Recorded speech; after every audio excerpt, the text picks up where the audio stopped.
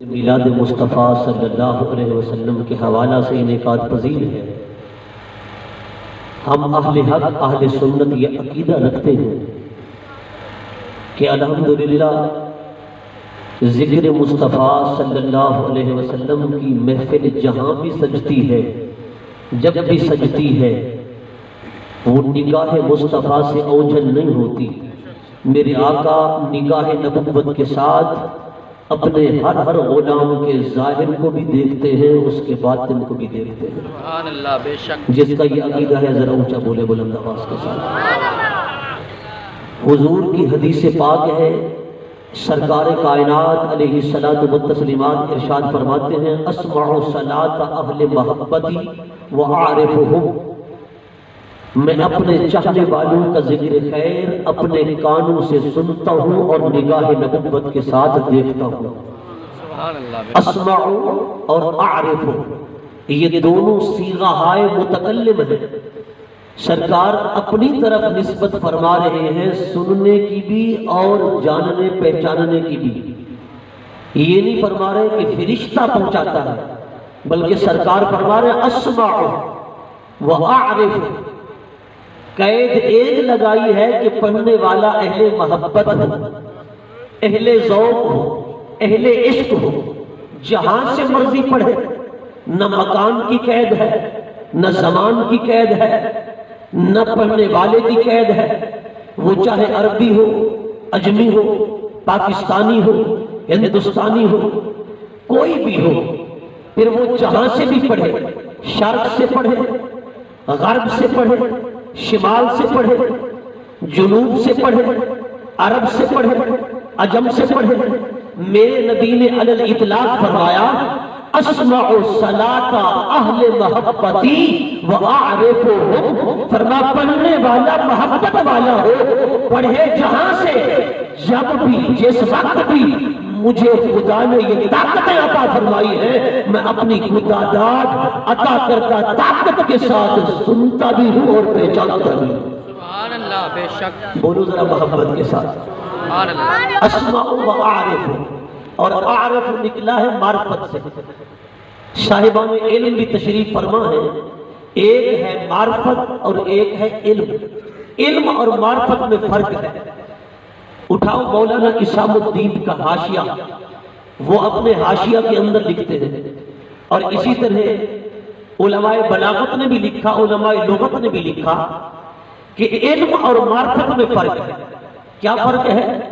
اگر کوئی بندہ محفل کے کونے پر کھڑا ہو کر کہے، وہ کہے کہ یہاں پر کافی سارے لوگ جمع ہیں، حضور کے میلاد پاک کی محفل سجی ہے، اگر اس سے پوچھا جائے بتاؤ اس محفل میں کون کون بیٹھا ہے، وہ یہ بتانے سے قاصر ہو، عاجز ہو، یہ نہ بتا سکے، صرف کل بتائے، جز کا ذکر نہ کر سکے، اس کو کہتے ہیں علم۔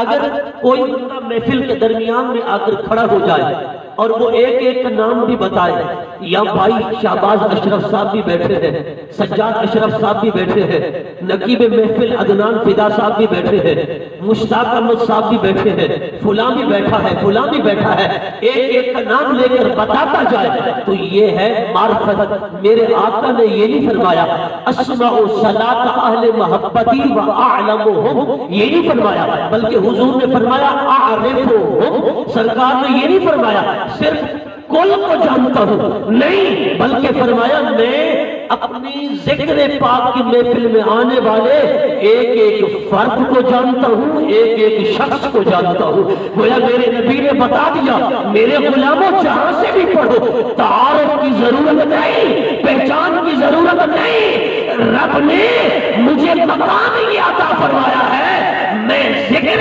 پاک کی محفل میں آنے والے، ذکر کرنے والے، کرانے والے، سننے والے، سنانے والے، درود و سلام پڑھنے والے، ہر ایک بندے کے چہرے کو بھی پہچانتا ہوں، اس کی شکل کو بھی پہچانتا ہوں، اس کی ذات کو بھی پہچانتا ہوں۔ سبحان اللہ، سبحان اللہ۔ جو حاضر بیٹھے ہو ذرا بولے محبت کے ساتھ۔ حضور نے کیا فرمایا؟ اعرفہم، معرفت سے نکلا ہے، اس کا مطلب یہ ہے ایک ایک جز کو پہچانتا ہوں۔ ایک ایک فرد کو پہچانتا ہوں۔ حضرات گرامی اس نظریے کے ساتھ بیٹھے کہ سرکار ہمیں دیکھ رہے ہیں۔ حضور کے گنبد خضرا پر ایک فرشتہ کھڑا ہے، اس فرشتے کی ڈیوٹی یہ ہے اگر کوئی بندہ حضور پر صلاۃ و سلام پڑھے، وہ فرشتہ گنبد خضرا پر ہے، وہیں پر کھڑے ہو کر سنتا ہے۔ کیا کرتا ہے؟ سنتا ہے۔ سننے کے بعد وہ بارگاہ مصطفیٰ میں عرض کرتا ہے یا رسول اللہ فلاں بن فلاں فلاں نام کا فلاں کا بیٹا آپ پر تحفہ صلاۃ و سلام پیش کر رہا ہے۔ وہ فرشتہ کھڑا ہے گنبد خضرا پر، میں نے کہا پڑھنے والا جہاں سے بھی پڑھتا ہے وہ فرشتہ سنتا ہے، سننے کے بعد عرض کرتا ہے فلاں بن فلاں، کیا کہتا ہے؟ فلاں بن فلاں۔ میں نے کہا درود و سلام تو آپ نے بھی پڑھا، فرشتے نے آ کر پوچھا ہے اے پڑھنے والے بتا تیرا نام کیا ہے، تیرے والد کا نام کیا ہے؟ میں نے کہا فرشتے نے نہیں پوچھا اور نہ ہی فرشتہ پوچھتا ہے، بلکہ رب نے اسے طاقت ہی اتنا عطا فرمائی ہے در مصطفیٰ کا غلام کھڑا مدینہ طیبہ میں ہے۔ میں نے کہا رب نے در مصطفیٰ کے نوکر کو یہ علم عطا فرمایا ہے تو وہیں پر کھڑے ہو کر سنتا بھی ہے، جانتا بھی ہے، پہچانتا بھی ہے کہ پڑھنے والے کا نام کیا ہے، اس کے باپ کا نام کیا ہے، اور بارگاہ مصطفیٰ میں عرض کرتا ہے۔ میں نے کہا ذرا توجہ کر، یہ تو در مصطفیٰ کے نوکر کا علم ہے، آقا کے علم کا عالم کیا ہوگا؟ آقا کے علم کا عالم کیا ہوگا؟ یہ شان ہے خدمت گاروں کی، سردار کا عالم کیا ہوگا؟ حضرات گرامی، حضور سرور کائنات صلی اللہ علیہ وسلم کی رب کائنات نے بارگاہ اقدس کی یہ شان بنائی۔ اگرچہ فرشتہ پہنچاتا ہے مگر وہ جو پہلی حدیث میں نے پڑھی نا، اس کا مطلب ہے کہ حضور خود سنتے بھی ہیں اور خود پہچانتے بھی ہیں۔ دیکھیں حدیثیں ہیں دو، ایک ہے اول ما خلق اللہ نوری اور ایک ہے اول ما خلق اللہ القلم۔ اللہ رب العزت نے سب سے پہلے قلم کو پیدا فرمایا۔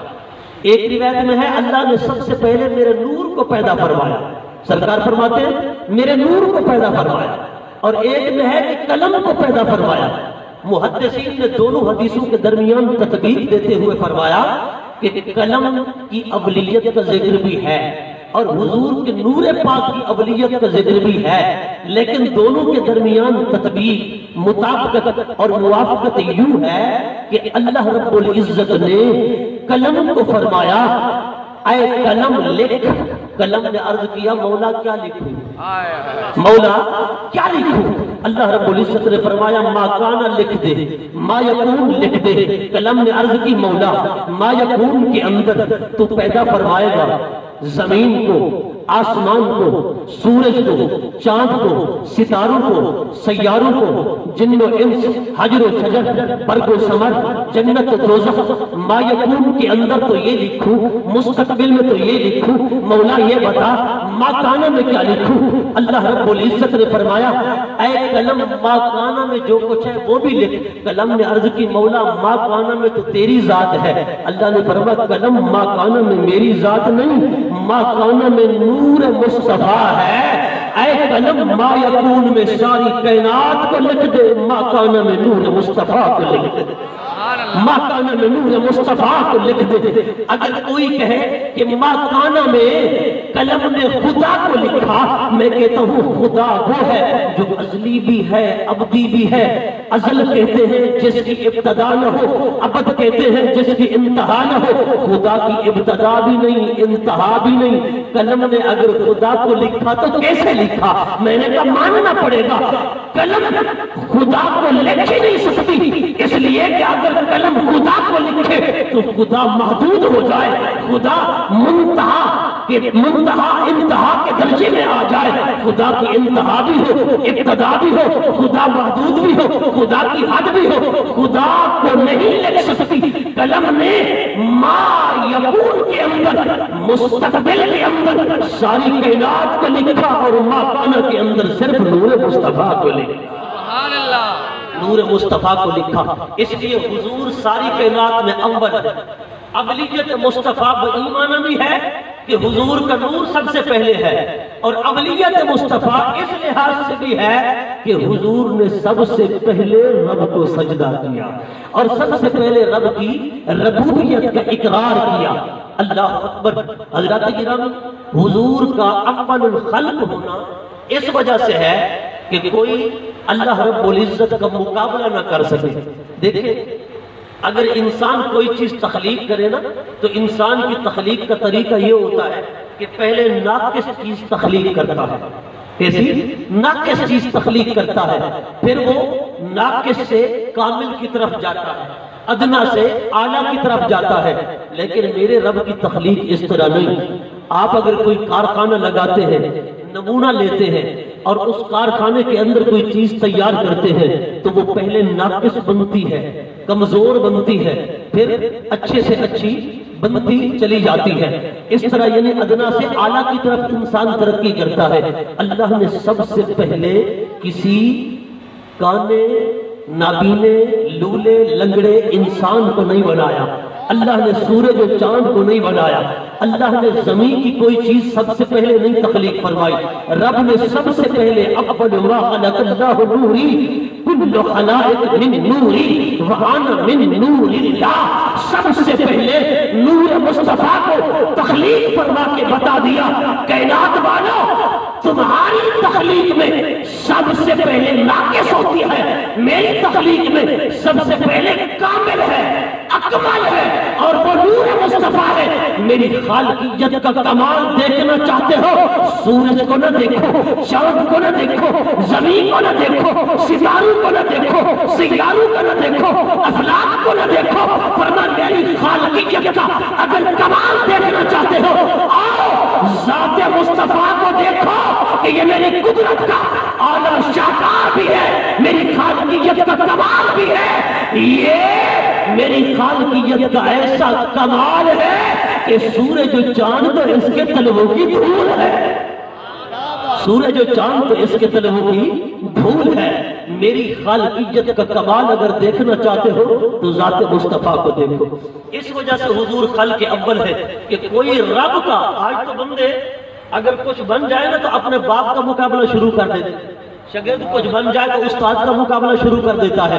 رب نے فرمایا کوئی ہوگا جو پھر میرے مقابلے کے لیے اٹھ کھڑا ہوگا۔ میں نے سب سے پہلے اپنی قدرت کا ایسا شاہکار پیدا فرمایا جو مصطفیٰ کی صورت میں ہے۔ فرمایا کہ مصطفیٰ جیسا تو کائنات میں کوئی آ ہی نہیں سکے گا اور نہ کوئی لا سکے گا۔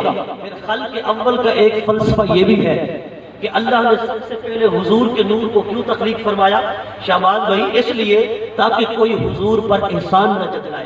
بالفرض اگر کوئی بندہ آپ میں سے باغ لگائے، شہباز بھائی نے باغ لگایا اور مجھے کہا دورانی صاحب آؤ میرے باغ کو دیکھو، بڑا اچھا باغ میں نے لگایا، دور دور سے پودے منگائے، میں باغ کے اندر گیا، میں نے دیکھا ایک گلاب کی بوٹی ہے، اس گلاب کی بوٹی پر گلاب کا پھول کھلا ہے، میں نے پھول توڑا اور میں نے کہا یہ پھول میرا ہے۔ شہباز بھائی کہتے ہیں دورانی صاحب، مفتی صاحب یہ پھول آپ کا کیسے ہے؟ باغ میں نے لگایا، بوٹی میں نے لگائی، پھول آپ کا کیسے؟ یہ پھول تو میرا ہے۔ اتنے میں بوٹی سے آواز آئی یہ پھول نہ شہباز بھائی کا ہے نہ دورانی صاحب کا ہے، یہ پھول تو میرا ہے کہ میری شاخ پہ لگا ہے، میری ٹہنی پہ لگا ہے۔ اتنے میں زمین بولی، زمین نے کہا یہ پھول بوٹی کا نہیں، یہ پھول تو میرا ہے۔ اگر میں اپنا سینہ پیش نہ کرتی تو یہ بوٹی کہاں اگتی، یہ بوٹی کہاں اگتی؟ اتنے میں سورج چیخنے لگا، سورج نے کہا ارے یہ پھول میرا ہے، اگر میں اس بوٹی کو کرنے فراہم نہ کرتا تو یہ پھول کھلتا کیسے؟ اتنے میں شبنم نے کہا یہ پھول تو میرا ہے، اگر میں پھول کو اپنی شبنم پیش نہ کرتی تو اس کے اندر تازگی کہاں سے آتی؟ اس کے اندر تازگی تو نہ آ سکتی نا۔ اللہ اکبر۔ اب ذرا دیکھیے پھول ایک ہے، اس پر باغ لگانے والا بھی احسان جتلا رہا ہے، بوٹی بھی احسان جتلا رہی ہے، زمین بھی احسان جتلا رہی ہے، سورج بھی احسان جتلا رہا ہے، शबनम भी एहसान जतला रही है। अरे रब्बे कायनात ने सबसे पहले न सूरज को बनाया, न चांद को बनाया, न जमीन को बनाया, न आसमां को बनाया। अगर पहले रब जमीन को बनाता, जमीन कहती मुस्तफा आए, मैंने अपना सीना पेश किया। अगर सबसे पहले आसमां को बनाता तो आसमां भी कहता नूर मुस्तफा आया, तो मैंने छत फराहम की। रब ने सबसे पहले ना सूरज को बनाया, वो कहता कि मैंने रोशनी फराहम की। रब ने सबसे पहले न चांद को बनाया, चांद भी एहसान जतलाता। रब ने सबसे पहले आदम को भी नहीं बनाया, सबसे पहले रब ने हुजूर के माँ बाप को भी नहीं बनाया, नूर मुस्तफा को बनाया। क्यों? ताकि हुजूर आए, कोई एहसान न जतला सके। न सूरज एहसान जतलाए, न चांद एहसान जतलाए, न जमीन एहसान जतलाए, न आसमां एहसान जतलाए, न आदम एहसान जतलाए, न इब्राहिम एहसान जतलाए, न इस्माइल एहसान जतलाए, न अब्दुल मुत्तलिब एहसान जतलाए, न अब्दुल्लाह एहसान जतलाए, न हजरत सैयदा आमिना एहसान जतलाए। अरे हुजूर के माँ बाप में, हुजूर के बाप दादा में भी कोई एहसान न जतला सके, जमीन और आसमां भी एहसान न जतला सके, ताकि कायनात का कंधा नीचा रहे, मुस्तफा का तलवा ऊंचा रहे। नारे तकबीर, नारे रिसालत, अज़मत मुस्तफा, उलमाए हक अहले सुन्नत। रब ने फरमाया कायनात वालों, ये तो खुद मुहसिन आज़म बन के आ रहा है। अरे कोई इस पर एहसान कैसे जतलाएगा?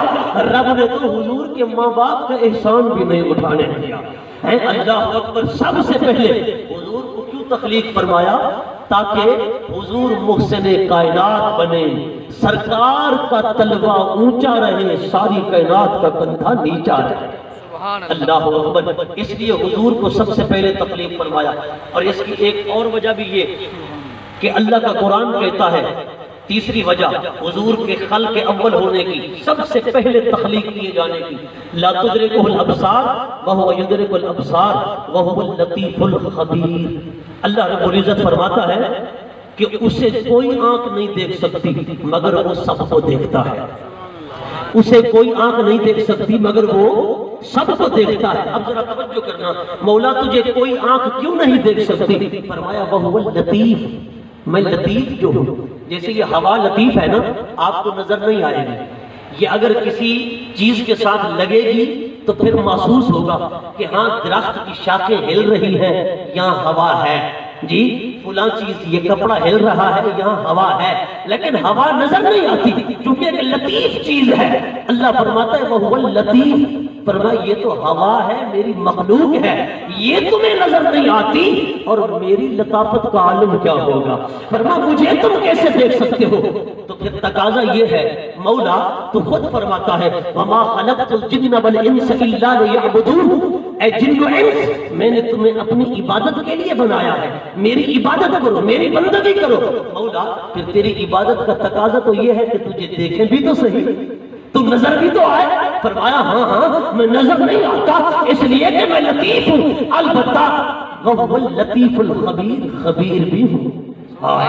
मेरी खबरें आती हैं, मैं खबरें उतारता हूँ। मौला तेरी खबरें कहाँ उतरती हैं? अब इस बात को यहाँ रहने दे, थोड़ा पीछे आए। अल्लाह फरमाता है ला तुदरिकुल अब्सार व हुवा युदरिकुल अब्सार। उसे कोई आंख नहीं देखती मगर वो सबको देखता है, वो सब आंखों को देखता है। ये अल अब्सार जो है ना, अल अब्सार, इसको कहते हैं जमा। और जमा भी ऐसी कि जिस पर अलिफ लाम है। जब जमीयत टूट जाए तो फिर उसमें कसरत का इतबार होता है। अल्लाह बताना ये चाहता है कोई आंख मुझे नहीं देख सकती मगर मैं सबको देखता हूँ। और मकाम पर फरमाता है मा ज़ाग़ल बसर व मा तग़ा, कि एक आंख ऐसी भी है अरे जो मुझे टिकटिकी बांध कर देखती रही, न बंद हुई, न फिरकी, न बिदकी। फरमाया एक आंख ऐसी है, यहाँ है ला तुदरिकुल अब्सार, वहाँ है मा ज़ाग़ल बसर। वो जो बसर है इसी अल अब्सार का वाहिद है, ये अल अब्सार उस वाहिद की जमा है। अल्लाह फरमाता है मुझे कोई आंख नहीं देखती मगर और आयत में फरमाता है कि एक आंख है जिसने मुझे देखा है, जिसने मुझे देखा है। क्यों? आप देखें منطقی نقطہ نظر سے اگر دیکھیں آپ بات علمی ہے، اگر سمجھے تو انشاءاللہ سرور آئے گا۔ لا تدرکہ الابصار یہ ہے جمع، اور یہ جملہ سالبہ ہے، قضیہ سالبہ ہے۔ قضیہ سالبہ کلیہ جو ہوتا ہے نا، اس کا عکس آتا ہے موجبہ جزیہ۔ اس کا مطلب یہ ہے کوئی آنکھ خدا کو نہیں دیکھتی، اس کا عکس نکالو تو عکس آئے گا کچھ آنکھیں ہیں جو خدا کو دیکھتی ہے، اور وہی آنکھ کون سی آنکھ ہے؟ ارے رب کا قرآن کہتا ہے ما زاغ البصر وما طغى، ارے وہ جو کچھ آنکھیں ہیں ان میں ایک آنکھ مصطفیٰ کی ہے جس نے خدا کو بلا پردہ دیکھا ہے، بلا حجاب دیکھا ہے۔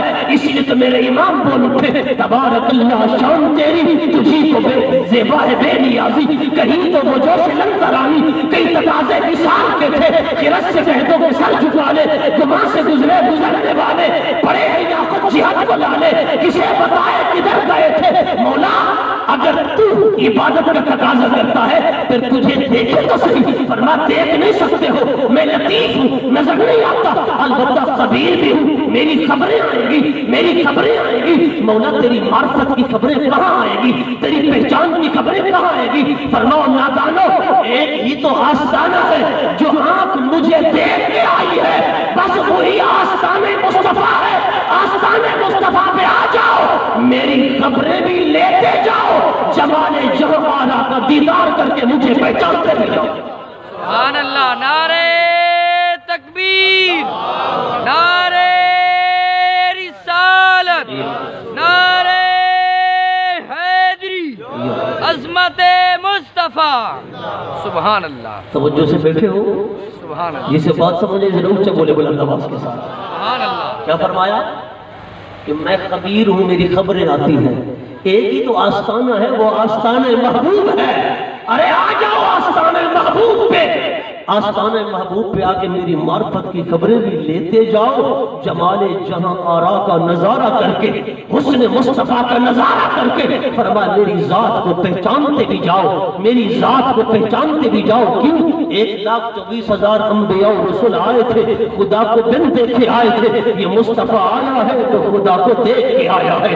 اس لیے رب کائنات نے فرمایا محبوب جب تو دنیا میں جائے گا تیرے نور کو لباس بشری پہناؤں گا، لباس بشری پہن کر جائے، جا کر اعلان کر دینا من رعانی فقد رأى الحق تعالی، کائنات والو آؤ آؤ، حضرت آدم و عیسیٰ جتنے پیغمبر آئے تھے خدا کو بھی دیکھے آئے تھے، یہ مصطفیٰ خدا کے حسن مطلق کا مظہر عطن بن کے آ رہا ہے۔ جو خدا کو جاننا چاہتا ہے، جو خدا کو پہچاننا چاہتا ہے، وہ آئے، چہرے مصطفیٰ دیکھتا جائے، خدا کو پہچانتا جائے، چہرے مصطفیٰ دیکھتا جائے، خدا کو پہچانتا جائے۔ اس لیے تو فرمایا نا آفا کہا گردیدام مہرے بتا ورزیدام بسیار خوباں دیدام لیکن تو چیزیں دیگر۔ اللہ اکبر۔ حضرت موسیٰ علیہ السلام نے خدا کے حسن کی ایک تجلی کے پرتوں کو دیکھا۔ کس کو؟ وہ کہا نا رب آرینی مولا دیدار کرا۔ آواز آئی لن ترانی تو دیدار نہیں کر سکتا۔ 9 بار موسیٰ علیہ السلام نے دعا کی، رب نے اس دعا کو 2 طریقوں سے شرف قبولیت عطا فرمائی، کیونکہ کوئی نبی بھی ہونا نبی کی دعا رد نہیں ہوتی۔ کچھ لوگ کہتے ہیں جی فلاں دعا نبی پاک کی رد ہو گئی، فلاں ہو گئی۔ میں نے کہا معاذ اللہ، انہوں نے مشکات نہیں پڑھی، مشکات کی جملے ہیں۔ سرکار نے فرمایا کل نبی مستجاب، ہر نبی مستجاب الدعوات ہوتا ہے۔ فرمایا کسی نبی کی کوئی دعا رد نہیں ہوئی۔ میں نے کہا پڑھ شیخ محقق کو، مجدد پاک کو، امام زرقانی کو، امام قسطلانی کو، امام عسقلانی کو، ملا علی قاری کو، میں نے کہا شبیر عثمانی کو پڑھ، تھانوی صاحب کو پڑھ۔ انہوں نے لکھا لم ينقل انہ دعا صلی اللہ علیہ وسلم ولم یستجب، ایک دعا بھی ایسی منقول ہو کر نہیں آئی نبی نے فرمائی ہو نبی نے قبول نہ کی ہو۔ فرمایا ایک دعا بھی ایسی نہیں۔ اس لیے تو میرے امام نے کہا اجابت نے جھک کر گلے سے لگایا، بڑی ناز سے جب دعائے محمد، اجابت کا جوڑا عنایت کا صحرا دلہن بن کے نکلی دعائے محمد۔ میں نے کہا نبی کی دعا رد کیسے ہو سکتی ہے؟ غزالی زمان راضی دورہ زیغم اسلام رضی اللہ تعالیٰ عنہ نے کیا خود فرمایا؟ آپ فرماتا دیکھو اگر کہیں نا نبی کی دعا رد ہو گئی تو رب خود فرماتا ہے وما ينطق عن الهوى، یہ نبی اپنی خواہش سے بولتے ہی نہیں، رب نے خواہش سے بولنے کی نفی کر دی اور آگے فرمایا ان ہوا الا وحی یوحا. میں نے کہا مختصر المانی کو پڑھ، متقبل کو پڑھ، علماء بلاغت کو پڑھ، علماء نحو کو پڑھ. یہ حصر در حصر ہے. وما ینطق عن الہوی، یہ نبی اپنی خواہش سے بولتا ہی نہیں. ان ہوا نہیں وہ بولتے الا وحی یوحا، مگر رب کی طرف سے وحی آتی ہے تب بولتے ہیں.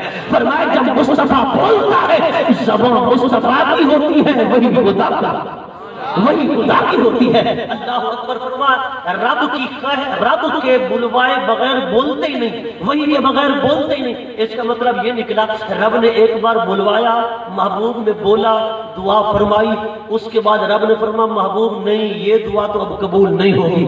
یہ فتویٰ تم حضور پر لگاتے ہو، معاذ اللہ، یہ تو پھر خدا پر لگ جائے گا نا.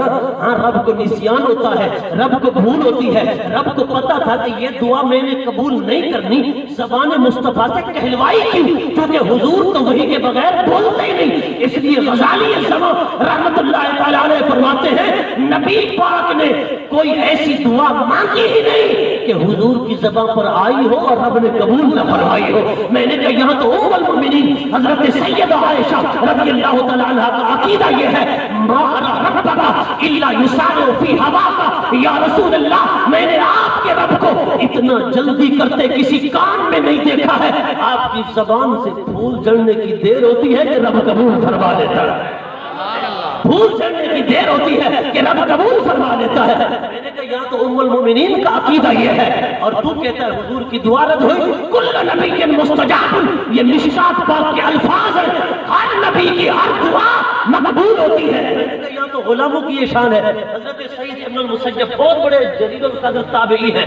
آپ روزانہ تہجد کے لیے جب اٹھتے ہیں نا تو آپ کے گھر میں ایک مرغا تھا، وہ اذان دیتا، بانگ دیتا، تو اس کی آواز پر آپ اٹھتے، آپ نماز تہجد پڑھتے. ایک دن آپ تہجد کے لیے نہ اٹھ سکے تو حضرت سعید ابن المسیب نے اس مرغے کو کہا او مرغے اللہ تجھے نہ بلوائے آج تو کیوں نہیں بولا؟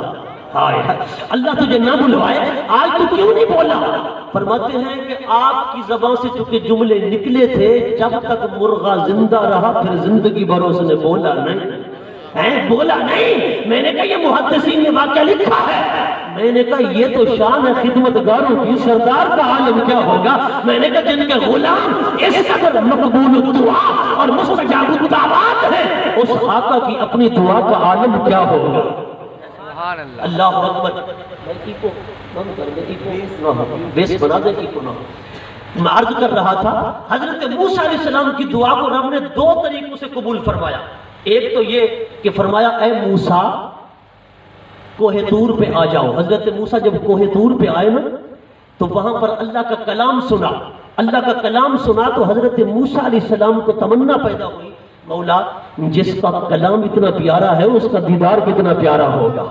رب پیارے نہیں، 9 بار یہ دعا کرتی. اللہ نے فرمایا اچھا نبی کی چونکہ دعا ہے رد تو نہیں ہوتی.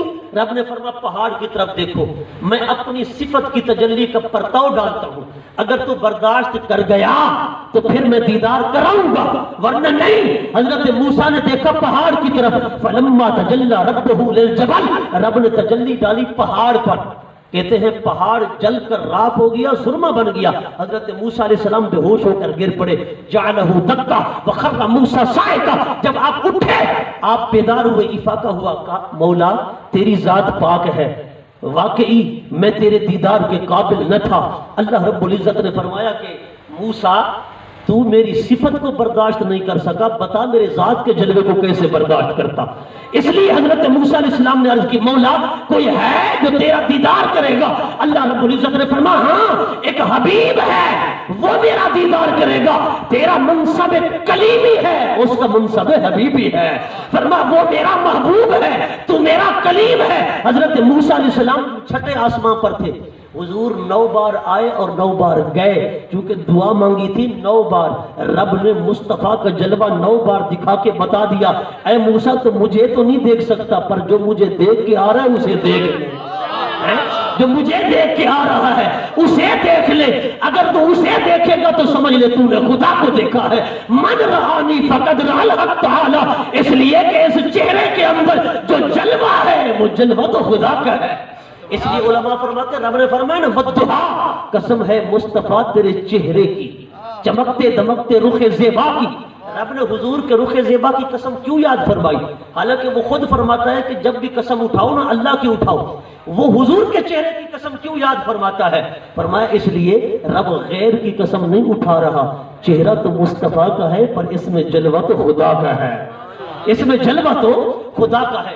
اللہ اکبر۔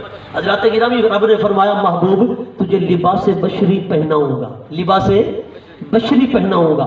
حضور کا جو لباس بشری بنا ہے وہ کہاں سے بنا ہے؟ حضرت سیدنا عبداللہ ابن عباس رضی اللہ تعالیٰ عنہ فرماتے ہیں اصل طینت رسول اللہ صلی اللہ علیہ وسلم من سرۃ الارض بمکہ، فرمایا کہ حضور کا جو لباس بشری ہے وہ رب نے وہاں سے لیا جو خانہ کعبہ والی جگہ ہے۔ کہاں سے لیا؟ خانہ کعبہ والی، جو زمین کی ناف ہے، زمین کی ناف، جو کہ ناف ہوتی ہے نا درمیان میں، اللہ نے خانہ کعبہ والے مقام کو سرۃ الارض فرمایا۔ یہ ناف ہے پوری زمین کی، اگر شرق غرب شمال جنوب سے اس کی پیمائش کرو نا تو خانہ کعبہ درمیان میں پڑتا ہے۔ یہ سرۃ الارض ہے، خانہ کعبہ والا مقام۔ یہاں سے حضور کا خمیر لے کر رب نے لباس بشری پہنایا حضور کو۔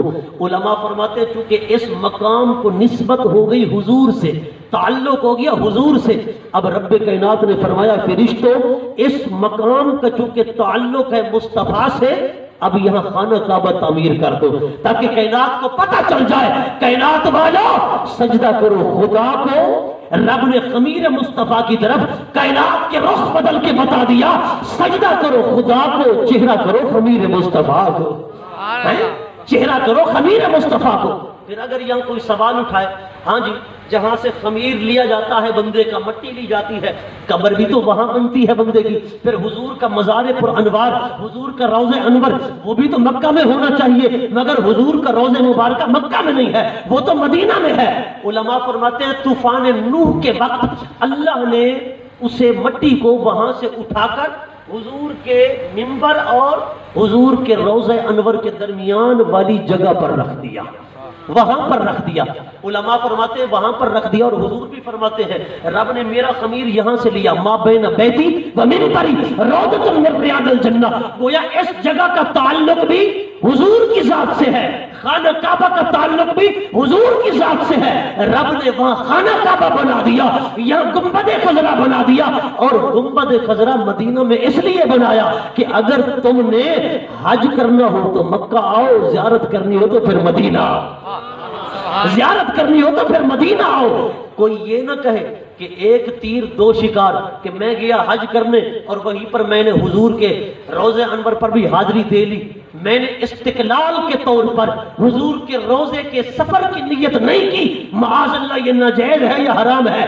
کوئی بدبخت یہ فتویٰ لگاتا رب نے روضہ انور مکے میں رکھا ہی نہیں، رب نے روضہ انور رکھا ہی مدینے میں ہے، تاکہ وہاں جو آئے وہ حج کرنے آئے، جو یہاں آئے وہ محض مصطفیٰ کی زیارت کو آئے۔ اور حضور نے تو مرہم رکھ دی نا، ایک بندہ 5 لاکھ 6 لاکھ لگا کے حج کر کے آ رہا تھا، میں نے کہا کوئی حاجی حج کر کے آیا بتاؤ نا ذرا اس کو کوئی سرٹیفکیٹ ملا ہے کہ اے حاجی تیری بخشش ہو گئی؟ میں نے کہا وہ بھی تو حاجی تھا نا، وہ کہتا لبیک، آواز آتی لا لبیک، وہ کہتا مولا میں حاضر ہوں، رب کائنات کی طرف سے آواز آتی بدبخت میرے دربار سے نکل جا، تیری حاضری قبول نہیں ہے۔ ایک اللہ والے نے سنا، اس نے کہا کیوں اپنی خام خواہ کی محنت ضائع کر رہا ہے کہ تو کہتا ہے لبیک، آواز آتی ہے لا لبیک؟ اس نے کہا وجہ کیا ہے؟ حاتف غیبی سے آواز آئی کہ اے میرے بندے اسے کہہ دے پہلے جائے ماں کو راضی کرے پھر آئے خدا کو راضی کرے۔ میں نے کہا حج بھی بعض اوقات قبول نہیں ہوتا،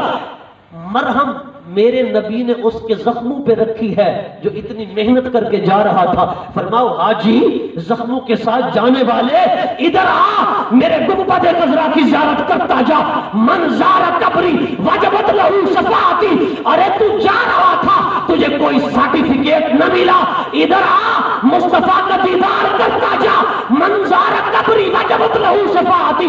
دیدار کرنا تیرا کام ہے، قیامت والے دن شفاعت کرنا مصطفیٰ کا کام ہے۔ سبحان اللہ، فرما میری شفاعت تجھ پر واجب ہو جائے گی۔ اللہ اکبر۔ حضرات گرامی بندہ آیا نا حج کرنے، بتائیے کہ سلام لے کر آتا ہے رب کا؟ میں نے کہا قرآن کے 6666 آیاتیں، ایک آیت تو ایسی دکھاؤ جس میں رب نے فرماؤ حاجی میرا تجھ پر سلام ہو۔ میں نے کہا نہیں، لیکن آیا نا گنبد خضرا پر، اللہ رب العزت نے فرمایا محبوب جب یہ آئے نا تیری بارگاہ میں، زائرین مدینہ، زائرین گنبد خضرا تیری بارگاہ میں حاضری دے، پھر انہیں کہے قل سلام علیکم، اے آنے والے مصطفیٰ کے روزے پر آنے والے، دیدار کرنے والے، اللہ کا تجھ پر سلام ہو، اللہ کا تجھ پر۔ میں نے کہا بارگاہ حضور کی ہے، سلام خدا کا مل رہا ہے، وہ آخر وجہ کیا ہے؟ میں نے کہا اگر خدا بھی ملتا ہے یہاں سے ملتا ہے، فرما وَلَوْ أَنَّهُمْ إِذْ ظَلَمُوا أَنفُسَهُمْ جَاءُوكَ، گناہوں کی بخشش چاہتے ہو در مصطفیٰ پہ آؤ، خدا کا سلام چاہتے ہو در مصطفیٰ پہ آؤ، اگر خدا کو ملنا چاہتے ہو تو در مصطفیٰ پہ آؤ۔ کھجور کا تنا تھا نا، کھجور کا تنا جب حضور سے بچھڑا تو رو رہا تھا، سرکار نے فرمایا اے کھجور کے تنے بتا تو کیا چاہتا ہے؟ اگر تو چاہے تجھے جنت میں لگا دوں، اگر تو چاہے تجھے ہرا بھرا کر دوں۔ اس کو حضور نے چوائس دی اور سرکار ہو گئے خاموش، سرکار ہو گئے خاموش۔ علماء فرماتے ہیں سرکار بھی خاموش، صحابہ بھی خاموش۔ اب تھوڑی دیر کے بعد وہ کھجور کا تنا بولا، صحابہ نے بھی سنا، حضور نے بھی سنا، صحابہ نہ سمجھے پر حضور سمجھ گئے۔ معلوم ہوا میرے آقا کھجور کے تنوں کی بولی بھی سمجھتے ہیں۔ میں نے کہا وہ تو بدبخت ہیں جو کہتے ہیں ہم نے سرکار کو دیکھا کہ اردو بول رہے تھے تو ہم نے کہا آپ تو عربی ہیں، آپ اردو کیسے بولتے ہیں؟ حضور نے فرمایا جب سے تمہارے دارالعلوم سے تعلق ہوا ہے ہمیں اردو بولنا آ گئی ہے۔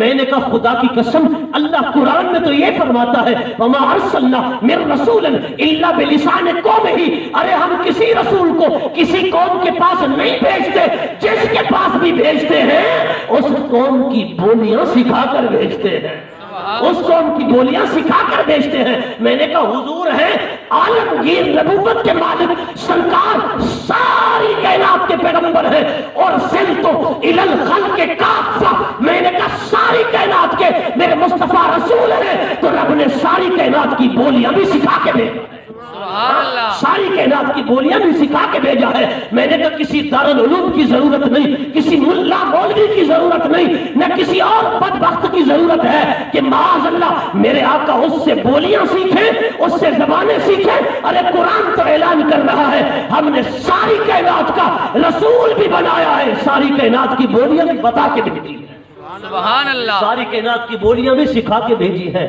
جو اپنے آقا کی عظمت سن رہا ذرا اونچا بولے بلند آواز کے ساتھ سبحان اللہ۔ میں نے کہا ہمارے آقا الحمدللہ، ہمارا اہل حق کا اہل سنت کا یہ عقیدہ ہے کہ سرکار کائنات ہر شان میں، ہر کمال میں، ہر مقام میں تمام انبیاء سے مافوق ہیں، حضور فوقیت رکھتے ہیں۔ اس لیے جامع الکمالات، جامع المحاسن، جامع الحقائق، اگر کسی ہستی کو دیکھنا چاہتے ہو تو آؤ حضور کی ذات کو دیکھ لو۔ اس لیے فرمایا حسن یوسف دم عیسیٰ یدے بیضاداری، آنچ خوباں ہما دارند تو تنہا داری۔ واہ سبحان اللہ اللہ، رب العزت تو حضور کو اس طرح دیکھتا ہے فَإِنَّكَ بِأَعْيُنِنَا، اے حبیب تو ہر لمحے ہماری نگاہوں کے سامنے ہے، ہر لمحے ہماری نگاہوں کے سامنے ہے۔ فَإِنَّكَ بِأَعْيُنِنَا یہ ہے جملہ اسمیہ عربی گرامر کے اعتبار سے۔ جملہ اسمیہ وہ ہوتا ہے جو استمرار اور دوام چاہتا ہے، تسلسل چاہتا ہے۔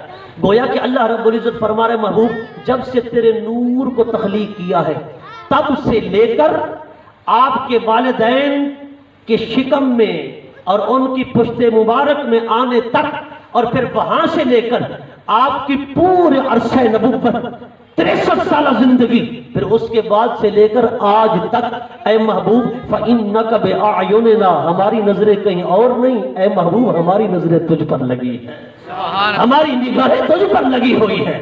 فَإِنَّكَ بِأَعْيُنِنَا، میں نے کہا یہی تو وجہ ہے کہ سرکار چاہتے تھے نا کہ میرا قبلہ وہ بنے جو میرے دادا حضرت ابراہیم نے تعمیر فرمایا ہے۔ تو سرکار نے ایک بار نماز کے اندر، سرکار نے نماز کے اندر چہرہ اوپر کیا اور اپنے دل کی تمنا اور خواہش کا اظہار کیا۔ بولے تو کچھ نہیں نا، کیونکہ نماز میں بندہ بولتا تو نہیں ہے نا۔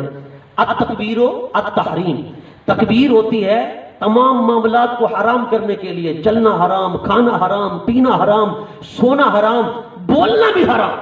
नमाज के अंदर ये सारी चीजें हराम है, दुनियावी गुफ्तगू नहीं कर सकते। मेरे आका नमाज के अंदर थे, सरकार कुछ बोले तो नहीं ना, सिर्फ अपना चेहरा मुबारक ऊपर को उठाया।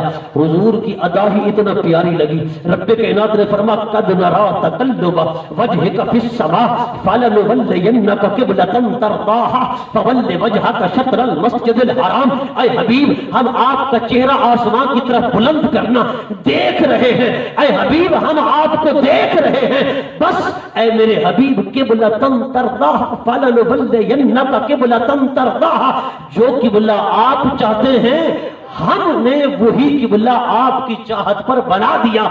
चेहरा बदलना आपका काम है, क़िबला बनाना हमारा काम। सुभान अल्लाह। अल्लाह रब्बुल इज्जत ने क्या फरमाया? तरदाहा। अच्छा, उलमा भी तशरीफ फरमा है कि तरदाहा एक वाहिद मुज़क्कर मुखातब का सीगा है। इसका मतलब यह है कि अल्लाह रब्बुल इज्जत हुजूर की रजा को चाह रहा है। हुजूर की रजा, महबूब जो तू पसंद करता है, जो तू चाहता है, ऐ हबीब तेरी चाहत और तेरी मर्जी के मुताबिक मैंने क़िबला बदल दिया है। मैंने कहा रब यूं भी फरमा सकता था ना कि मेरी मर्जी। ऐ महबूब नमाज तो मेरी है, मर्जी भी मेरी चलेगी, मर्जी आपकी तो नहीं चलेगी है। मैंने कहा मौलवी साहब ख्याल को रो रहा है कि नबी का ख्याल आ जाए, नमाज में फर्क आ जाता है। मैंने कहा तू ख्याल को रो रहा है और रब तो फरमाता है क़िबलतन तरदाहा। ऐ हबीब तू नमाज के अंदर है, ये नहीं फरमाया नमाज पूरी कर ले, नमाज पूरी कर ले चलो क़िबला बदल देंगे। नहीं, 2 रकातें पढ़ चुके, 2 रकातें रहती है। रब ने फरमाया क़िबलतन तरदाहा। महबूब बेशक नमाज मेरी है पर इसमें मर्जी तो तेरी, इसमें मर्जी तो तेरी। तकबीर, नारे रिसालत, नारे हैदरी, शान मुस्तफा। सुभान अल्लाह, सुभान। मैंने कहा ये ख्याल को रो रहा है बेचारा, रब तो मुस्तफा की मर्जियां देख रहा है। क़िबलतन तरदाहा, महबूब जो तू चाहता है। ये भी नहीं फरमाया कि मस्जिद नबी में आ जाओ, मस्जिद अक्सा में आ जाओ या मस्जिद हराम में आ जाओ, कोई तारीखी मकाम तो हो ना, क्योंकि तारीखी मकाम की जरूरत ही न थी। मेरे आका जहां पर कदम रख देते हैं ना, ला उक़सिमु बिहाज़िल बलद व अंत हिल्लुम बिहाज़िल बलद, जहां कदमैन मुस्तफा आ जाता है वही तारीखी मकाम बन जाता है, वही तारीखी मकाम बन जाता है। सरकार को कहीं और नहीं बुलाया, फरमा महबूब अगर यहाँ तेरा चेहरा फिर गया है, हमने उसी तरफ क़िबला भी फेर दिया है, क़िबला भी फेर दिया है। हज़रात गिरामी, इसलिए तो मेरे इमाम ने फरमाया खुदा की रजा चाहते हैं दो आलम, खुदा चाहता है रज़ाए मोहम्मद, खुदा चाहता है रज़ाए मोहम्मद। सरकार के नूरे पाक को रब ने जो लिबास अता फरमाया वो लिबास भी नूर का। क्यों? ये खाना काबा वाली जगह जो है ना, ये नूर है। ये क्या है? नूर है, क्योंकि ये जन्नत का हिस्सा है ना, और ये जन्नत में जाएगा, जन्नत सारी नूर है। हुजूर फरमाते मा बैन बैती व मिंबरी रौदतुन मिन रियादिल जन्नह, मेरा खमीर यहाँ से लिया गया। हजरत इब्न अब्बास कहते हैं खाना काबा वाली जगह से, सरकार फरमाते यहाँ से। तत्बीक कैसे है? उसी तरह जैसे मैंने पहले अर्ज किया कि तूफान नूह में वो खमीर बहकर यहाँ आ गया था। हजरत इब्न अब्बास भी अपने कौल के मुताबिक ठीक फरमा रहे हैं, और सरकार का फरमान भी सर आंखों पर है, क्योंकि सरकार की जात के साथ ताल्लुक खाना काबा वाली जगह का भी है, और मा बैना बैती व मिंबरी रौदतुन मिन रियादिल जन्नह इसका भी है। इसलिए ये भी जन्नत का टुकड़ा, वो भी जन्नत का हिस्सा, ये भी जन्नत, वो भी जन्नत। मैंने कहा जन्नत सारी नूर है, और तू हुजूर पर अंगुष्ठ नुमाई करता है, बशर की रट लगाता है। मैंने कहा रब ने नूर मुस्तफा को जो लिबास पहनाया वो भी आग न था, वो भी वहां से था जो जन्नत का टुकड़ा है, जो जन्नत का टुकड़ा है, और जन्नत सारी नूर है। रब ने मुस्तफा को लिबास भी नूर का अता फरमाया है। इसलिए आंख वाला तेरे जलवों का तमाशा देखे, दीदा कोर को क्या आए नजर क्या देखे। मैंने कहा वो नूर उसे नजर आता है ना जिसकी आंख में नूर हो। हुजूर के घर के बाहर 40 काफिर खड़े थे, 80 आंखें 40 काफिर। सरकार कायनात इमामुल अंबिया घर से बाहर आए ना, तो किसी काफिर ने हुजूर को ना देखा। सरकार अमनो अमान चले गए। मैंने कहा लोग अगर बाहर निकलते हैं तो बुरके पहनकर, लीडर हो तो ऐसा हो। सरकार जब बाहर आए हैं ना, सरकार ने बुरके नहीं पहने, हुजूर खुले बंधु आए, سر عام آئے، سب کے سامنے آئے، 40 کافر 80 آنکھیں، مگر کوئی حضور کو دیکھ نہ سکا۔ کہتے ہیں جی اگر زندہ ہوتے تو نظر نہ آتے، معاذ اللہ ثم معاذ اللہ، معلوم ہوا زندہ ہوتے تو نظر نہ آتے۔ میں نے کہا تیرے بقول سرکار معاذ اللہ زندہ نہیں ہے، اگر زندہ ہوتے تو نظر آتے۔ میں نے کہا حضور ذہنی حیات میں کفار کے درمیان سے تشریف لے گئے مگر کسی کو نظر نہ آئے، اگر تجھے بھی نظر نہیں آتے تو پھر اپنا ٹیسٹ کرا، شاید رشتہ انہی سے نہ مل جائے کہ جنہیں سرکار نظر نہیں آتے۔ میں نے کہا حضور یہاں سے چلے گئے، اور جب گئے نا صدیق اکبر کے گھر، حضرت ابو بکر باہر کھڑے حضور کا انتظار کر رہے تھے۔ صدیق اکبر حضور کے انتظار کر رہے تھے۔ ہمارے علاقے کے بزرگ تھے جن کا نام تھا حافظ پیر بخش، ان کے پیر و مرشد تھے حضرت خواجہ ہوت محمد رحمت اللہ تعالی علیہ۔ جب حضرت خواجہ ہوت محمد رحمت اللہ تعالی علیہ، حضرت خواجہ ہوت محمد قریجہ رحمت اللہ تعالی علیہ 40 سال جنہوں نے درس حدیث دیا، 40 سال۔ آپ جب آتے نا ان کے علاقے میں، آپ ابھی روڈ پر ہوتے، حالانکہ وہ پیر بخش صاحب نابینا تھے، وہ اپنے شاگردوں کو کہتے، اپنے ساتھ رہنے والوں کو کہتے کہ مجھے روڈ پر لے چلو، سڑک پر لے چلو۔ وہ کہتے کیوں حضور کیا ماجرا ہے، سڑک پر کیوں لے چلیں؟ تو وہ کہتے مجھے لگ رہا ہے کہ میرا پیر آ رہا ہے، میرا پیر آ رہا ہے۔ میں نے کہا حضرت یعقوب علیہ السلام کنان میں بیٹھے تھے اور حضرت یوسف کا بھائی یہودا مصر سے قمیض لے کر چلا تھا، حضرت یعقوب یہاں بیٹھ کر کہہ رہے تھے ارے مجھے میرے بیٹے یوسف کی خوشبو آ رہی ہے۔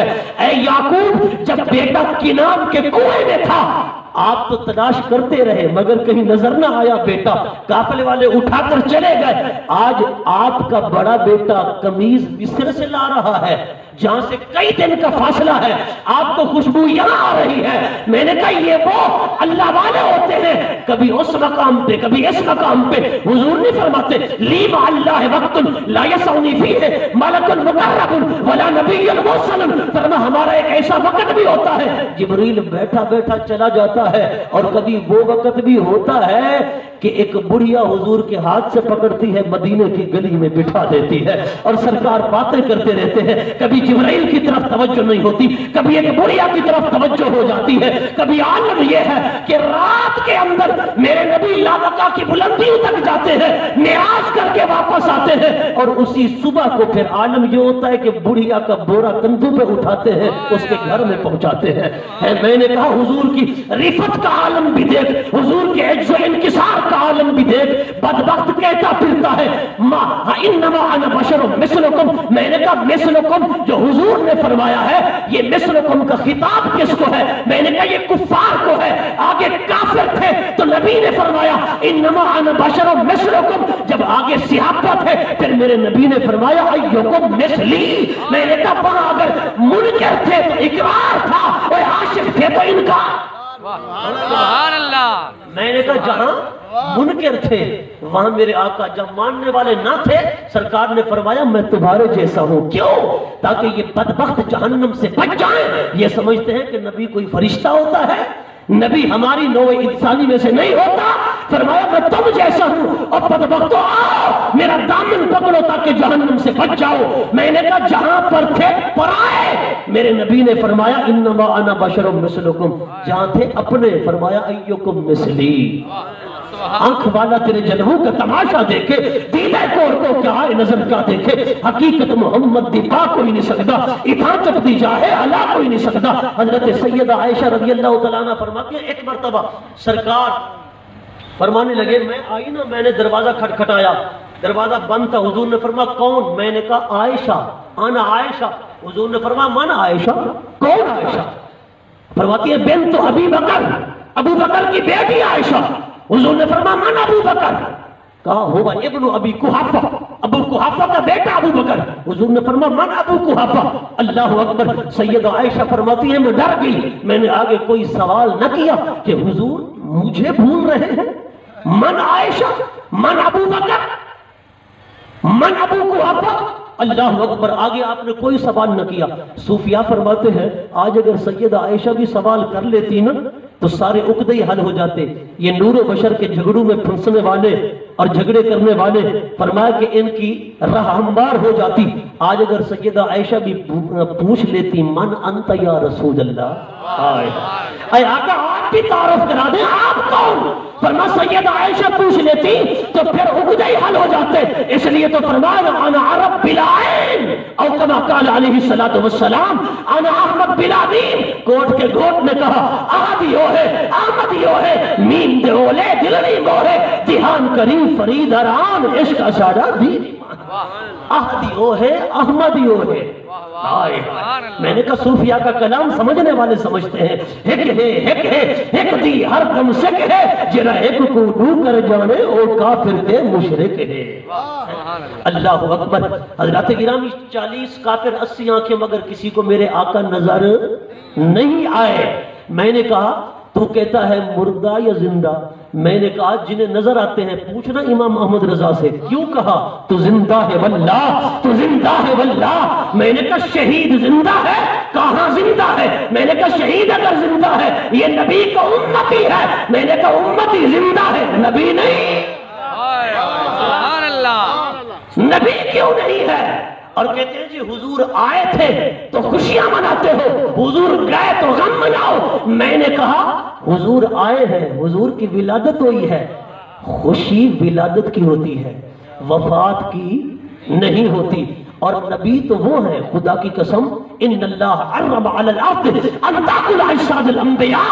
نبی تو مرتے ہی نہیں، نبی تو ہوتے ہی زندہ ہیں. صرف رب کا قانون پورا ہوتا ہے، ورنہ وفات کا غم تو وہ منائے جن کے نبی مر گئے. ہمارا نبی تو زندہ ہے، ہمارا نبی تو زندہ ہے. تو زندہ ہے واللہ تو زندہ ہے واللہ. میرے چشم عالم سے چھپ جانے والے. میں نے کہا پوچھ امام احمد رضا سے زندہ کو دیکھا تھا یا مردہ کو؟ پھر پوچھ شیخ سعدی سے جب نعت لکھی بلغ العلا بکمالہ کشفت جا بجمالہ حسنت جمیع خصالہ. وہ چوتھا مصرع نہیں بن رہا. حضور کو دیکھا دیدار کیا. فرمایا سعدی پریشان کیوں ہو؟ عرض کیا کہ چوتھا مصرع نہیں بن رہا. حضور نے فرمایا کہو نا صلو علیہ وآلہ. میں نے کہا سعدی سے پوچھ زندہ کو دیکھا یا مردہ کو؟ اور تو کہتا ہے مر گئے. میں نے کہا ادھر آ جا تاجدار گوریا کے پاس سیدنا مہر علی سے پوچھ اے مہر علی زندہ کو دیکھا تھا یا مردہ کو؟ جب آپ نے کہا اس صورت نو میں جانا کھا، اس صورت نو میں جانا کھا، جانا کھا کہ جانے جہانا کھا. میں نے کہا پوچھ مہر علی سے کیس صورت نو؟ کون صورت دیکھی تھی؟ کون سی صورت؟ کیسے صورت نو؟ اور پوچھ خواجہ غلام فرید سے فرما علیاؤں بسر حدید میں ہر وقت یار تے دید میں کلی قلب عشق کلید میں تے کجڑے راز پدید میں ایو ادنا عبد فرید میں. فرما وہ تو ہم ہر وقت ہماری نگاہوں کے سامنے ہوتے ہیں، ہماری نگاہوں کے سامنے ہوتے ہیں. تمہاری چپ تو صدقے بن جاؤ. بولو ذرا محبت ڈال.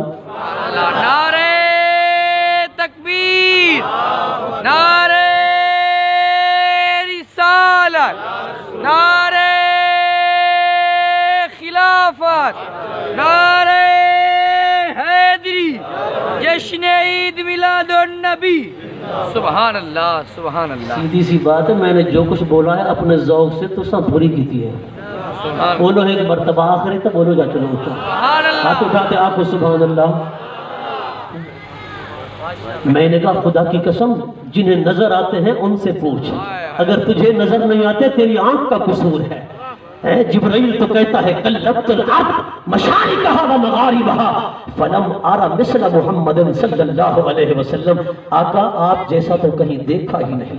حضرت سید یوسف حسینی راجہ فرماتے ہیں شاہی ندید اندر جہاں از قاف تاہم کیرواں نئے در زمین نئے در سما نئے در زمین نئے در سما چو مصطفیٰ پاشد دیگر. حضرت خواجہ فخر جہاں دہلوی رحمت اللہ علیہ فرماتے ہیں با پردہا چو آمدی شورے قیامت شدائیوں بے پردہ गराई बेरू सोजद हमा कौनो मका। आका पर्दे पहन कर आए कि कयामत तक आपकी आमद का शोर बपा हो गया। अगर हिजाबात उतार के आते तो ये कौनो मका जलकर राख हो जाते। इसलिए हजरत शाह अब्दुल रहीम मुहद्दिस देहलवी फरमाते हैं, मैंने आका से पूछा, आका हजरत यूसुफ का हुस्न तो जाहिर था, आपके हुस्न को रब ने क्यों छुपा दिया?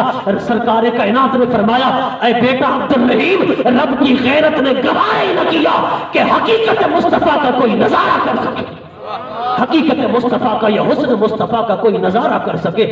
इसलिए तो इमाम ज़ुरकानी ने मवाहिबुल लदुनिया में लिखा, अल्लाहु अकबर फरमाते, लम यज़हर लना तमाम हुस्न ही सल्लल्लाहु अलैहि वसल्लम लिअन्नहु लौ ज़हर लना तमाम हुस्न ही सल्लल्लाहु अलैहि वसल्लम लमा अताकत आयुना रुयतहु सल्लल्लाहु अलैहि वसल्लम। हुजूर का सारा हुस्न व जमाल हमारी आंखों के सामने ज़ाहिर ही नहीं हुआ। अगर तमाम कमाल ज़ाहिर हो जाता तो हम देखने की ताकत ही ना रखते, हुजूर के हुस्न व जमाल को देखने की ताकत ही न रखते। अल्लाह अकबर। वो हजरत ख्वाजा शमसुद्दीन सियालवी रहमतुल्लाह ताला अलैह थे ना, आप नमाज पढ़ते इमाम साहब के पीछे, रोजाना तो मामूल के मुताबिक सिलसिला चलता। एक नमाज ऐसी भी आई कि इमाम ने सलाम फेर लिया और आपने ताखीर से सलाम फेरा। इमाम साहब आपके मुरीद थे, मुतकिद थे, आपकी खिदमत में हाजिर हुए। हुजूर आपने देर से क्यों सलाम किया? सलाम हमने तो जल्दी कर लिया था, फेर लिया था, आपने ताखीर से फेरा।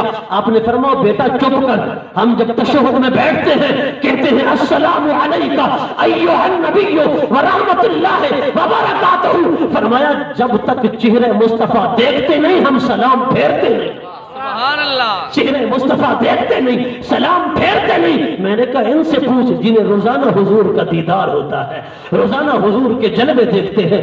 अल्लाह अकबर। हजरत गिरामी इसलिए फरमाया ना कि हुजूर को पहचानने के लिए, हुजूर को जानने के लिए निगाह सिद्दीक अकबर चाहिए, निगाह अबू जहल नहीं, निगाह सिद्दीक चाहिए, निगाह फारूक चाहिए, निगाह उस्मान चाहिए, निगाह मौला अली चाहिए। मैंने कहा हुजूर को देखना है फिर उवैसे करने वाली निगाह से देख।